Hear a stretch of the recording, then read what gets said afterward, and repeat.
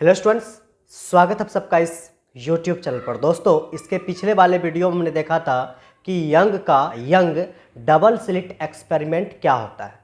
हमने उसमें देखा था कि एक मेरे पास स्लिट था, इसमें दो छिद्र था। पहला छिद्र यहाँ पर जिसका नाम हमने S1 रखा, यहाँ पर एक छिद्र और था जिसका नाम हमने S2 रखा। तो यहाँ पर दो छिद्र है, एक S1 और एक क्या है S2, ठीक है। और यहाँ पर कोई प्रकाश का स्रोत हमने रखा। प्रकाश का स्रोत कोई भी हो सकता है। मान लेते हैं यहाँ पर एक क्या लगा है, बल्ब, ठीक है। तो यहाँ पर एक बल्ब लगा है।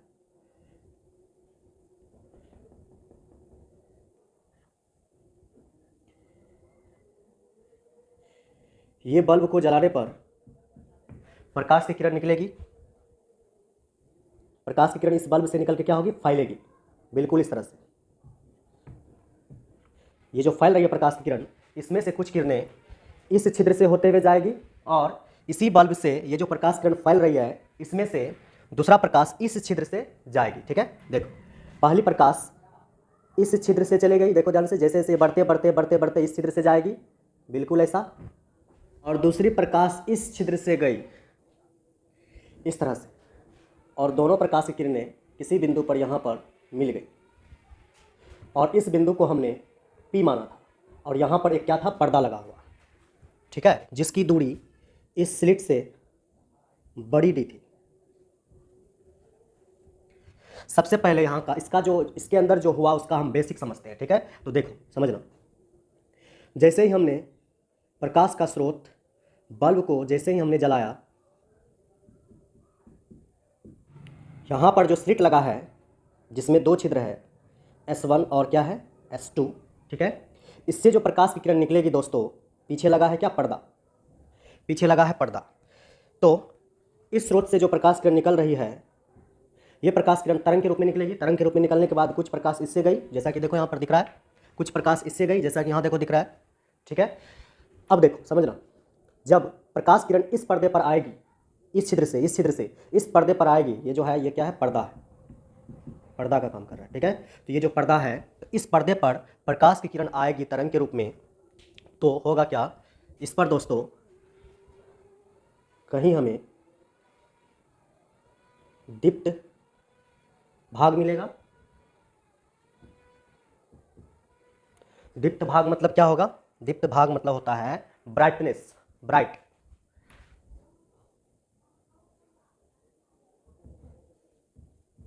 ब्राइट, और जहां पर ब्राइट होता है वहां पर होता है दोस्तों संपोषी व्यतिकरण, या उसको हम संपोषी भी बोलते हैं, ठीक है। यहाँ पर हुआ है क्या, संपोषी। ऐसे ही ये स्रोत, ये जो है प्रकाश का क्या है, प्रकाश का स्रोत है। तो दोस्तों जैसे प्रकाश का स्रोत से प्रकाश किरण निकलेगी, इस छिद्र से जाएगी, इस पर्दे पर जाएगी, तो कहीं पर होगा संपोषी व्यतिकरण, कहीं पर होगा विनाशी व्यतिकरण। संपोषी व्यतिकरण, ये देखो, जहाँ पर हमें प्रकाश किरण जाने के बाद जहाँ पर हमको दीप्त भाग मिलेगा, दीप्त मतलब ब्राइट, तो वहाँ पर हम समझेंगे क्या हुआ है, संपोषी व्यतिकरण। और कहीं पर दोस्तों हमें मिलेगा, बिल्कुल इसके नीचे कहीं पर मिल सकता है हमें ब्लैक। ब्लैक मतलब क्या हुआ, समझना ध्यान से, इसको हम बोलते हैं अदीप्त, और अदीप्त को इंग्लिश में हम बोलते हैं डार्क। तो जैसे प्रकाश किरण आएगी, इस पर्दे पे टकराएगी, कहीं पर मिलेगा हमें दीप्त भाग, कहीं पर मिलेगा अदीप्त भाग। दीप्त भाग को बोलते हैं ब्राइट और अदीप्त भाग को बोलते हैं हम डार्क, ठीक है। और जहाँ पे डार्क मिलता है, अदीप्त मिलता है, प्रकाश की तीव्रता, उसको हम बोलते हैं दोस्तों, हम समझते हैं वहाँ पर कि यहाँ पर कौन सा व्यतिकरण हुआ है, विनाशी व्यतिकरण। तो यहाँ पर दोस्तों हुआ है विनाशी व्यतिकरण, ठीक है। तो हमने इसको समझा अच्छी तरह से कि जैसे ही प्रकाश का स्रोत से प्रकाश की किरणें जाएगी, तो जैसे ही इस पर्दे पर पड़ेगी, तो वहाँ पर हमको दो व्यतिकरण की घटना देखने के लिए मिलता है। हम पढ़ चुके हैं इसके पिछले वाले लेक्चर में, ठीक है। तो एक मिलेगा संपोषी व्यतिकरण और एक मिलेगा विनाशी व्यतिकरण, ठीक है। संपोषी व्यतिकरण में क्या होता है, संपोषी व्यतिकरण में हमें दीप्त भाग मिलता है, दीप्त भाग मतलब ब्राइट, ठीक है। और कहीं पर हमें मिलेगा अदीप्त भाग मतलब कि डार्क, डार्क मतलब काला। और जहाँ पे डार्क मिलता है उसको हम बोलते हैं, वहाँ पर हम समझते हैं कि वहाँ पर क्या हुआ होगा, वहाँ पर हुआ है विनाशी व्यतिकरण। ठीक है, हम पढ़ भी चुके हैं कि व्यतिकरण मेरे पास दो प्रकार का होता है, एक संपोषी एक विनाशी। संपोषी व्यतिकरण दीप्त भाग, विनाशी व्यतिकरण डार्क भाग, अदीप्त भाग। ठीक है, समझ गए। इसी तरह से ये चलते रहेगा, कहीं पर संपोषी मिलेगा, कहीं पर विनाशी मिलेगा। फिर देखो इसके बाद क्या मिलेगा, इसके बाद मिलेगा फिर यहाँ पर क्या, फिर मिलेगा हमें ब्राइट भाग, ये ब्राइट भाग जिसको हम क्या बोलते हैं, दीप्त। उसके बाद फिर क्या मिलेगा, उसके बाद फिर मिलेगा हमें अदीप्त भाग, काला भाग। ये कौन सा भाग होगा, अदीप्त। तो कहीं पर दीप्त, कहीं पर अदीप्त, कहीं पर दीप्त, कहीं पर अदीप्त, इस तरह से हमें प्राप्त होता है। हमने निकाला था ये जो दीप्त भाग निकला है और ये जो अदीप्त भाग निकला है, इन दोनों की स्थिति निकाला था इसके पिछले वाले लेक्चर्स में इस चित्र की सहायता से। उसी पॉइंट को हम यहाँ पर समझाने वाले थे, जिस पॉइंट को हम इसके पिछले वाले वीडियो में फॉर्मूले के रूप में प्राप्त कर चुका है। ठीक है, कौन कौन सा भाग निकाले थे, हम निकाले थे दीप्त और अदीप्त, दोनों की स्थिति हमने निकाला था, xn का मान याद होगा आपको। तो यहाँ पर हमने निकाला था दीप्त और अदीप्त फ्रिंज की स्थिति। ठीक है, हमने निकाला था दीप्त और अदीप्त फ्रिंज की स्थिति इसके पिछले वाले लेक्चर्स में इस चित्र की सहायता से। अगर आपने उस वीडियो को नहीं देखा है तो कृपया करके पहले उस वीडियो को देखिए, उसके बाद आपको ये सब जो हम आगे करने वाले हैं तब जाके आपको समझ में आएगा, अन्यथा समझ में नहीं आएगा। ठीक है, अब देखिए दोस्तों, हमने जो इससे पिछले वाले वीडियो में प्राप्त किया था कि दीप्त और अदीप्त फ्रिंज की स्थिति। ठीक है, तो यहाँ पर हम देखेंगे दीप्त फ्रिंज की स्थिति क्या निकला था, इसका फॉर्मूला लिखेंगे। वो निकला था दोस्तों, वो हमें प्राप्त हुआ था xn equal to n lambda बड़ी डी बटे छोटी डी। ये हमें प्राप्त हुआ था इसके पिछले वाले लेक्चर्स में, वीडियो। और दोस्तों, जहाँ पर दीप्त भाग होता है वहाँ पर हम बोलते हैं क्या हुआ है, दीप्त भाग में संपोषी व्यतिकरण। तो यहाँ पर ये भाग है संपोषी का। ठीक है, चलिए समझ गए। अब देखो यहाँ पर अदीप्त फ्रिंज की स्थिति क्या निकला था,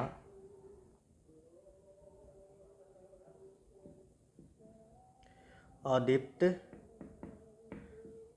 फ्रिंज की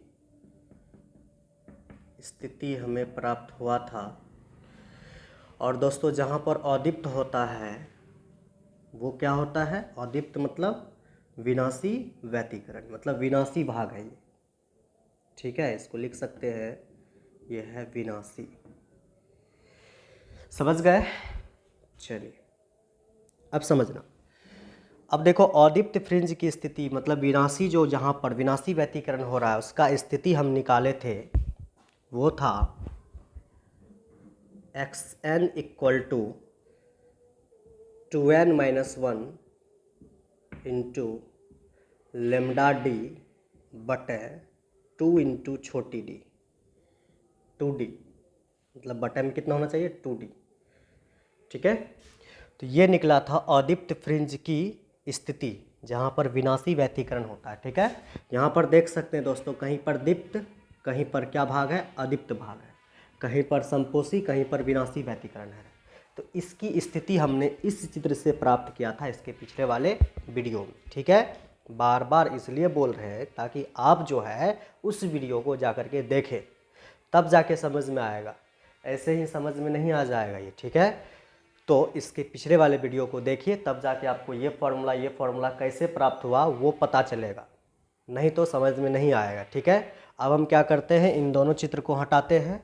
अब हम निकालेंगे दीप्त एवं अदीप्त फ्रिंज की चौड़ाई। ठीक है, चलिए समझते हैं।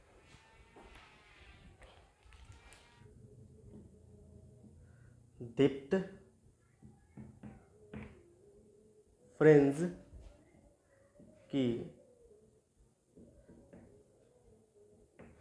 चौड़ाई।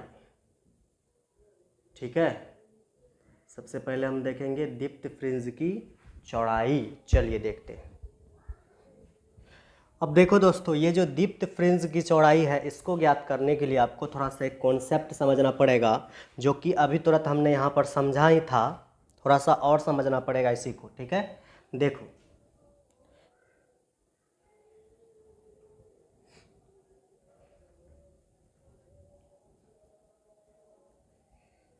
ये देखो, ये जो है मेरे पास,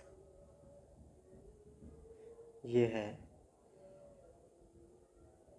अदीप्त भाग। ठीक है, और इसके बीच में आएगा, थोड़ा सा गैप लेकर के हम करते हैं। ठीक है, ठीक है, समझने के लिए बीच में और भी है, थोड़ा सा गैप लिए है, वो ध्यान में रखना, समझने के लिए। ठीक है, तो चलो, ये कौन सा भाग है? ये है दीप्त भाग। फिर क्या आएगा? फिर थोड़ा सा गैप लेकर हम देखते हैं। फिर आएगा दोस्तों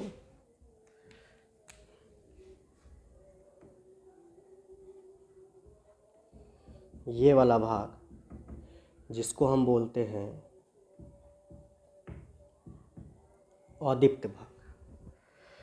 तो अदीप्त है, फिर दीप्त है, फिर क्या है? अदीप्त है। ठीक है, समझ गए? अब देखो, ये जो अदीप्त है, अदीप्त मतलब क्या होता है? Dark, dark. और दीप्त मतलब क्या होता है? ब्राइट।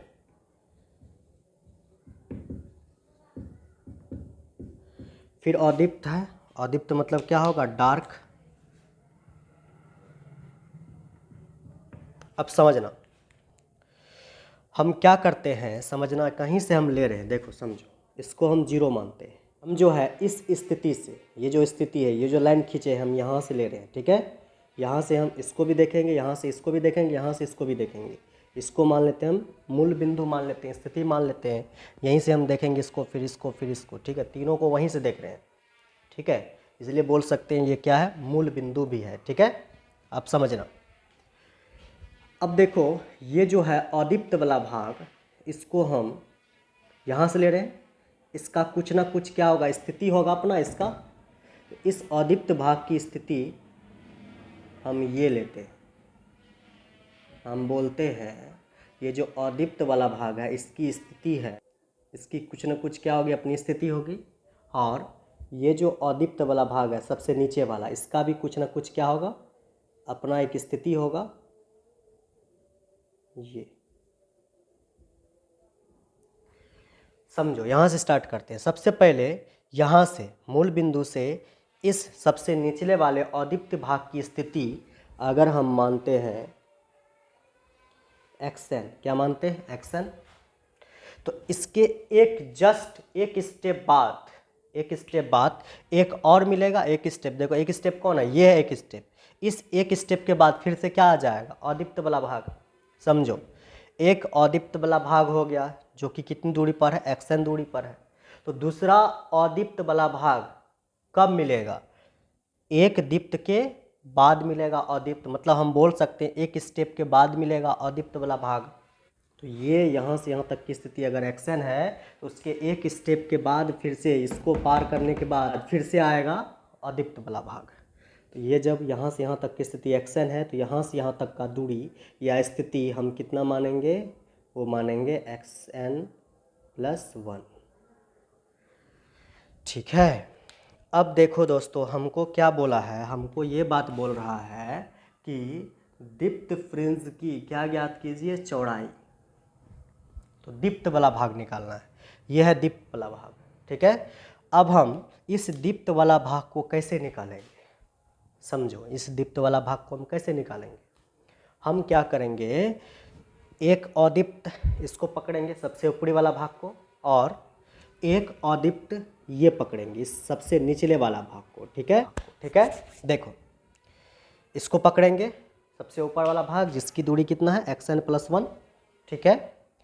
तो ये और ये क्या है अदीप्त, और एक पकड़ेंगे हम ये वाला भाग, ये कौन सा भाग है अदीप्त वाला भाग है। ये क्या करेंगे, अगर ये टोटल में से अगर हम इसको क्या कर दें माइनस कर दें, अदीप्त वाला भाग टोटल इसकी स्थिति ये है, इसमें से अगर हम ये अदीप्त वाला भाग को क्या कर दे माइनस कर दे तो क्या प्राप्त हो जाएगा, दीप्त वाला भाग प्राप्त हो जाएगा।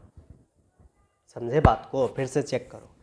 अदीप्त वाला भाग लेना है तुमको, ये इसमें से क्या करना है नीचे वाले अदीप्त वाले भाग को माइनस करना है।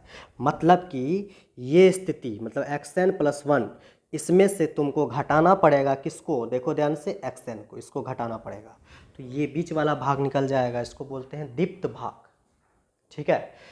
तो हम क्या करेंगे दोस्तों, यहाँ पर देखो ये जो दीप्त फ्रिंज की चौड़ाई है इसको हम लिखते हैं किससे, अल्फा से। किससे दिखाते हैं, अल्फा से। अल्फा बराबर होगा दोस्तों, ये जो है तुम्हारे पास ये यहाँ से यहाँ तक क्या है अदीप्त वाला भाग क्या है xn+1, इसमें से माइनस करेंगे अदीप्त वाला भाग, इसको माइनस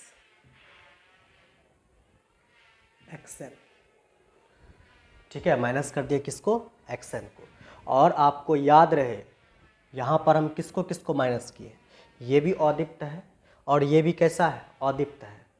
जब ये भी अदीप्त ये भी अदीप्त तो फॉर्मूला भी कौन सा इस्तेमाल करेंगे, कौन सा अदीप्त वाला, ठीक है। चूँकि ये भी अदीप्त है ये भी अदीप्त है, देख लो यहाँ पर देखो समझो, ये भी क्या है अदीप्त है और ये भी क्या है अदीप्त है।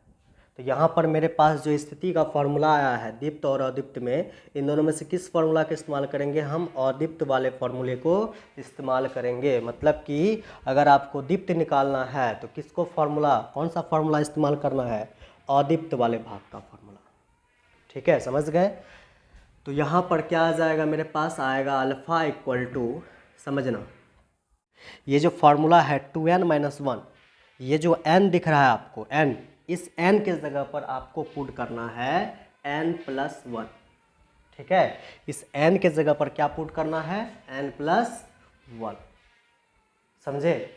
चलो करते हैं, यहाँ पर क्या आएगा, तो यहाँ पर क्या दिख रहा है, यहाँ पर लिखा है 2 ×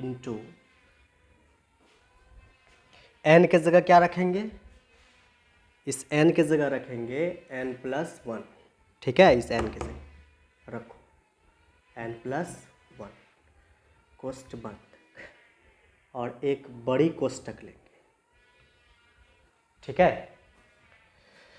अब देखो फिर क्या चल रहा है, देखो ध्यान से, n के जगह पर रख दिया हम n+1, 2 का 2 है, फिर क्या चल रहा है -1, फिर क्या है -1, फिर क्या है कोष्ठ है, यहाँ पर फिर से कोष्ठ देंगे हम, ठीक है। फिर क्या है इंटू लेमडा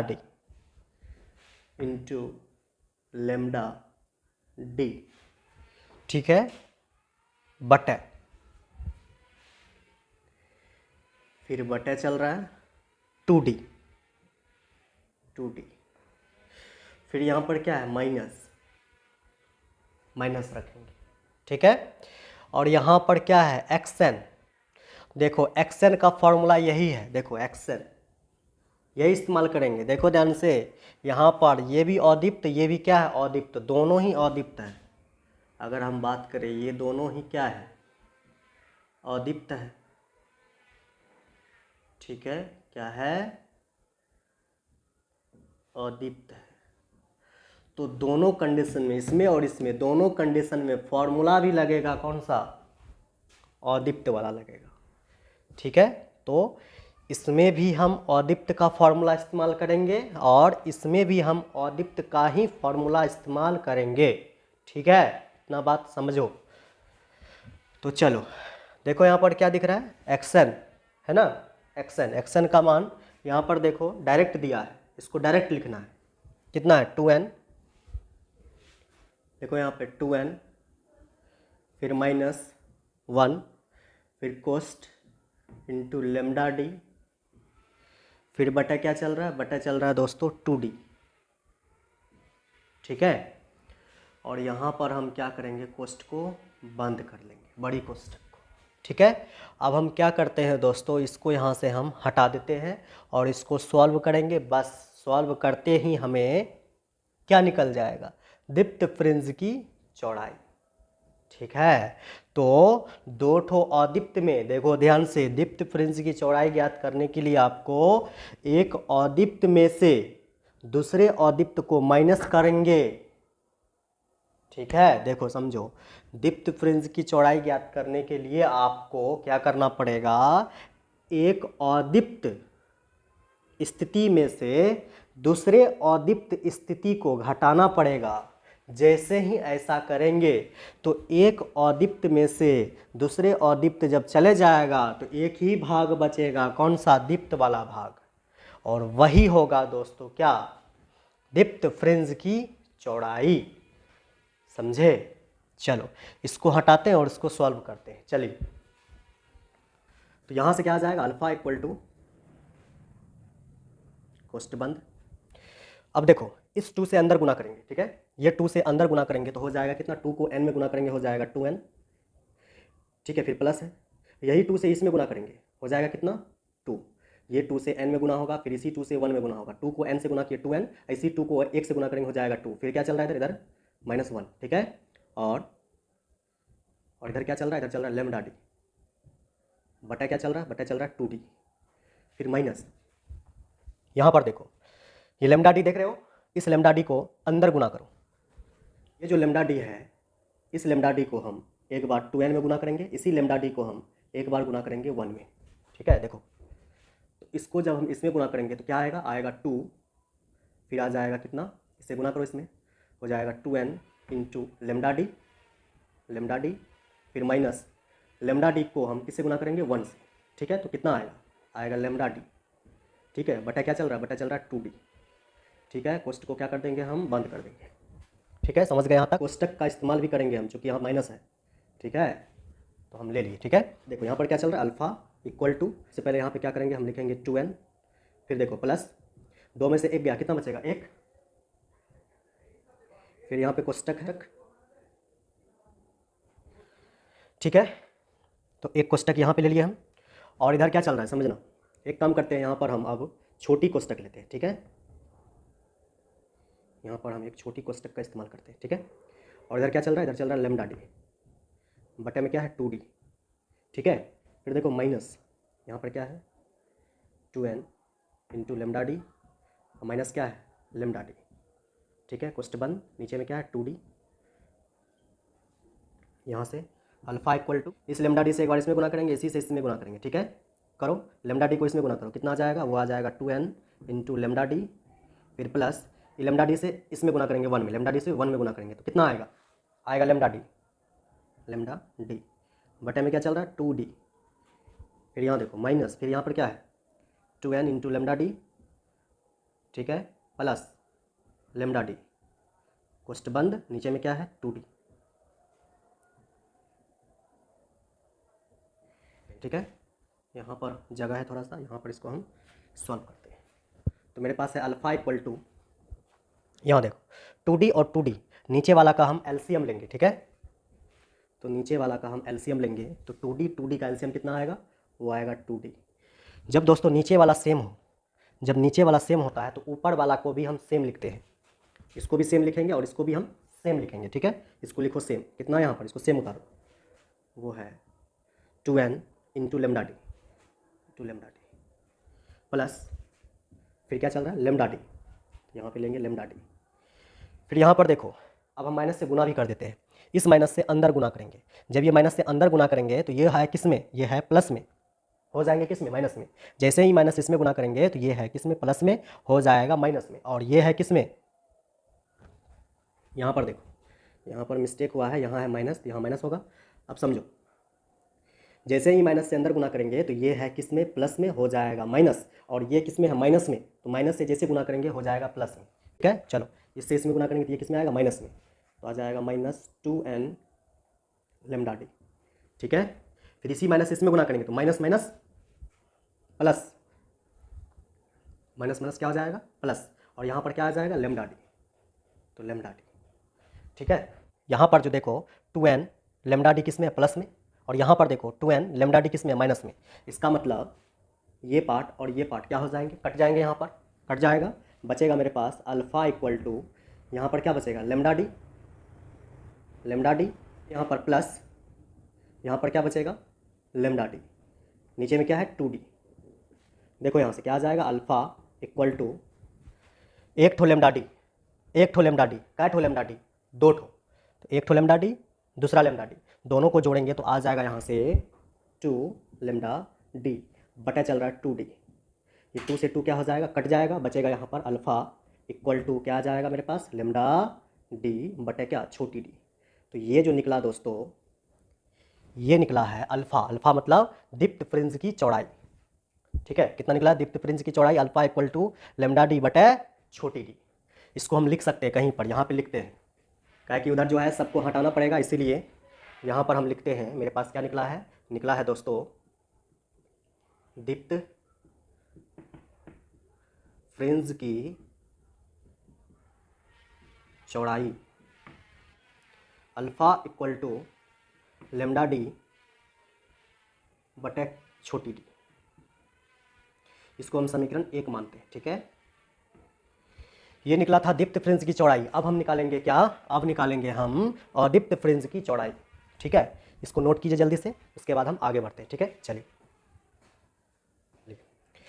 तो सबसे पहले आपको यहाँ पर समझना पड़ेगा फिर से वही कॉन्सेप्ट पर्दा वाला, ठीक है। देखो यहाँ पर हम बताते हैं, जब हम अदीप्त फ्रिंज की चौड़ाई को ज्ञात करते हैं तो उस समय दीप्त फ्रिंज की स्थिति जो होता है उसको माइनस करते हैं, ठीक है। वहीं पर अगर आपको निकालना हो अदीप्त फ्रिंज की चौड़ाई, तो आपको इस बार दीप्त फ्रिंज की स्थिति को क्या करना पड़ेगा, माइनस करना पड़ेगा, ठीक है। देखो कैसे होगा, यहाँ पर मान लो यहाँ पर एक जगह कौन सा भाग है, एक जगह है दीप्त भाग, यहाँ पर ये है दीप्त, जिसको हम ब्राइट भी बोलते हैं, ठीक है। और उसके नीचे दीप्त के नीचे क्या आएगा, अदीप्त आएगा। ये देखो अदीप्त है, ये क्या है, ये है अदीप्त, जिसको हम डार्क बोलते हैं, इसको हम क्या बोलेंगे डार्क। दीप्त के बाद अदीप्त आया, और अदीप्त के बाद क्या आएगा, आएगा यहाँ पर दीप्त, ठीक है। तो अदीप्त के बाद यहाँ पर फिर से हमें दीप्त भाग देखने के लिए मिलेगा, ये जिसको हम बोलते हैं ब्राइट, ठीक है। अब समझो, इन तीनों की स्थिति हम यहाँ से देख रहे हैं, ये मूल बिंदु है 0, ठीक है। अब देखो ये जो दीप्त वाला भाग है इसकी स्थिति मूल बिंदु से यहाँ तक होगा, और ये जो दीप्त वाला भाग है इसकी स्थिति भी यहीं से होगा मूल बिंदु से, ठीक है। ये, और हम ये मानते हैं कि ये जो दीप्त वाला भाग है, ये भाग यहाँ से यहाँ तक की दूरी कितनी है, वो है xn, ठीक है। और ये जो दीप्त वाला भाग है, ये ब्राइट वाला भाग, इसकी दूरी, इसकी जो है स्थिति वो है मूल बिंदु से यहाँ तक कितनी है, वो है xn+1, ठीक है। अब आप यहाँ पर देखो, जब आपको अदीप्त फ्रिंज की चौड़ाई को ज्ञात करना है तो आपको दीप्त वाला को माइनस करना पड़ेगा, दो दीप्त वाला भाग को माइनस करना पड़ेगा, ठीक है। तो देखो यहाँ पर भी दीप्त है, ये भी दीप्त है, आपको निकाला है अदीप्त भाग, तो आप क्या करोगे, यहाँ पर आप करोगे दोस्तों कि दीप्त वाला भाग, ये जो दीप्त वाला भाग है ये, इसमें से ये जो नीचे दीप्त वाला भाग है इसको, ठीक है, ये वाला भाग, ये टोटल दीप्त वाला भाग यहाँ से यहाँ तक, ये जो है दीप्त वाला भाग, ये टोटल, इसमें से दोस्तों ये दीप्त वाला भाग जो है यहाँ से यहाँ तक, इसको क्या करोगे, माइनस करोगे। ये दीप्त वाला भाग में से इस दीप्त वाला भाग को माइनस कर देंगे तो दीप्त वाला भाग और ये दीप्त वाला भाग हट जाएगा, बचेगा मेरे पास क्या, अदीप्त भाग, ठीक है, समझ गए। तो यहाँ पर आपको दीप्त वाला भाग में से अदीप्त वाला भाग को, मतलब इसको क्या करना पड़ेगा, माइनस करना पड़ेगा। मतलब कि इसमें से ये कितना है, ये है xn प्लस 1 यहाँ से यहाँ तक, इसमें से माइनस करना पड़ेगा ये दीप्त वाला भाग कितना xn, तब जाके निकलेगा फ्रिंज की, अदीप्त फ्रिंज की चौड़ाई। ठीक है, समझ गए होंगे। चलिए करते हैं। तो अदीप्त फ्रिंज की जो चौड़ाई है इसको हम दिखाते हैं दोस्तों किससे, इसको हम दिखाते हैं बीटा से। किसे दिखाते हैं? बीटा से। ठीक है, तो बीटा इक्वल टू आएगा मेरे पास, ये दीप्त वाला भाग की स्थिति कितनी है, वो है xn प्लस 1। ठीक है, इसमें से टोटल में से इसको क्या करेंगे, माइनस इसको xn। ठीक है, समझ गए। तो यहाँ से मेरे पास आ जाएगा बीटा इक्वल टू, अब समझो यहाँ पर ये दोनों कौन सा भाग है, ये और ये दोनों कौन सा भाग है, दोनों है दोस्तों, ये देखो यहाँ से यहाँ तक ये कौन सा भाग है, दीप्त। और यहाँ xn यहाँ से यहाँ तक कौन सा भाग है, दीप्त। मतलब ये दोनों क्या है, दीप्त है, दीप्त है।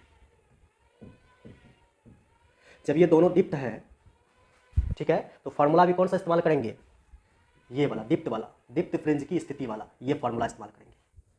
ठीक है, समझो गौर से, ये भी दीप्त दोनों दीप्त जब है तो फार्मूला यहाँ पर इस्तेमाल होगा दीप्त वाला, ये फार्मूला। ठीक है, चलिए आपको क्या करना है, यहाँ पर देखो समझना, यहाँ पर n दिख रहा है, ये फार्मूला को जब यहाँ पर हम इस्तेमाल करेंगे तो यहाँ पर क्या करेंगे समझना ध्यान से, ये जो n है इस n के जगह पर आपको सिर्फ लिखना है कितना, n प्लस 1। ठीक है, इस n के जगह पर क्या लिखना है, n प्लस 1।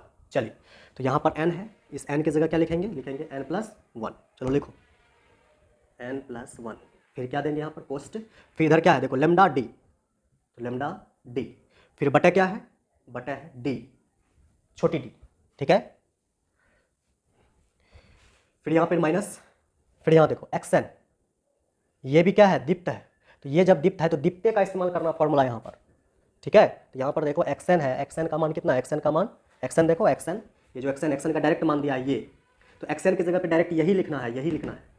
ठीक है, तो ये xn की जगह पर यही लिखना है, ये xn का डायरेक्ट वैल्यू दिया ये। ठीक है, तो xn की जगह पे डायरेक्ट बैठाओ, कितना है,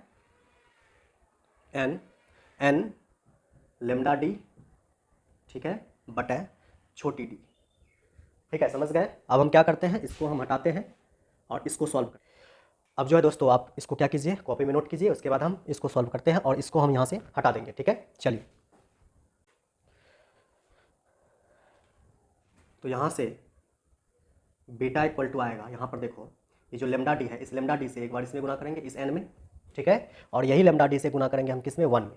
ठीक है, इसी लेमडा डी से हम गुना करेंगे 1 में।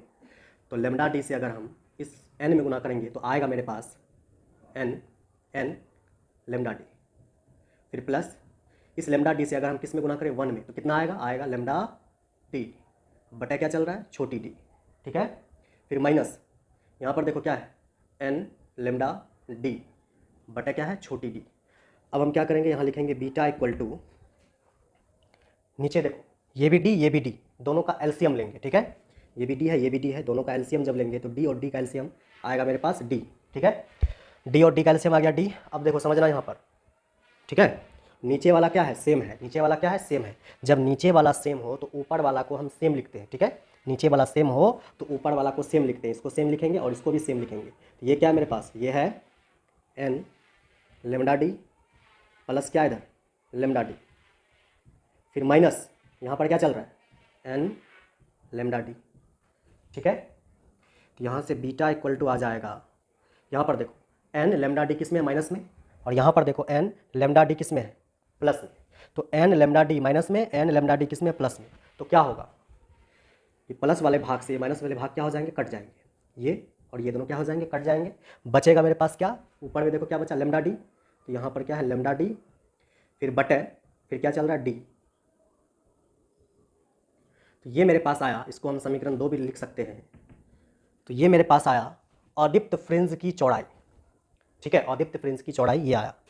और आप देखिए यहाँ पर ये जो है दीप्त फ्रिंज, ये जो दीप्त फ्रिंज की चौड़ाई है इसका भी मान इतना ही है, लेमडा डी बटा क्या है, छोटी डी। यहाँ पर अदीप्त फ्रिंज की चौड़ाई बीटा इक्वल टू आया है मेरे पास लेमडा डी बटा क्या है, छोटी डी।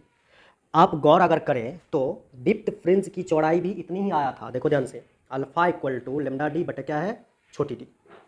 ठीक है, तो यहाँ से हम लिख सकते हैं कि अगर हम बात करें कि समीकरण 1 तथा 2 से, ठीक है, यह है समीकरण 1 और यह है समीकरण 2। तो समीकरण 1 और 2 से अगर हम बात करेंगे तो यहाँ पर देखो समीकरण 1 के ये जो लेफ्ट वाला पार्ट है और समीकरण 2 का ये जो लेफ्ट वाला पार्ट है, दोनों क्या है, इक्वल है, बराबर है।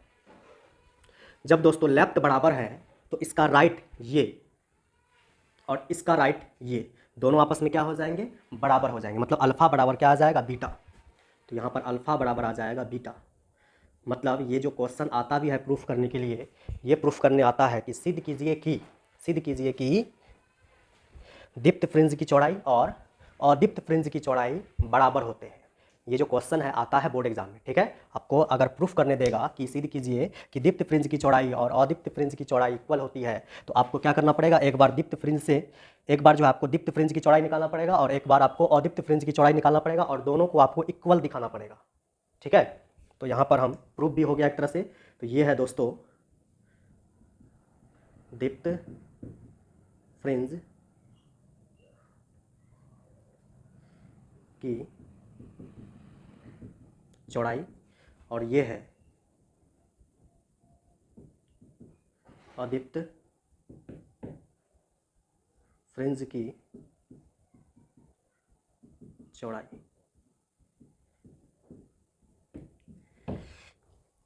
उम्मीद है दोस्तों आपको ये वीडियो पसंद आया होगा। अगर आपको ये वीडियो पसंद आया है तो आप इस वीडियो को लाइक करें, चैनल को सब्सक्राइब करें एवं और दोस्तों में इस वीडियो को शेयर करें। धन्यवाद।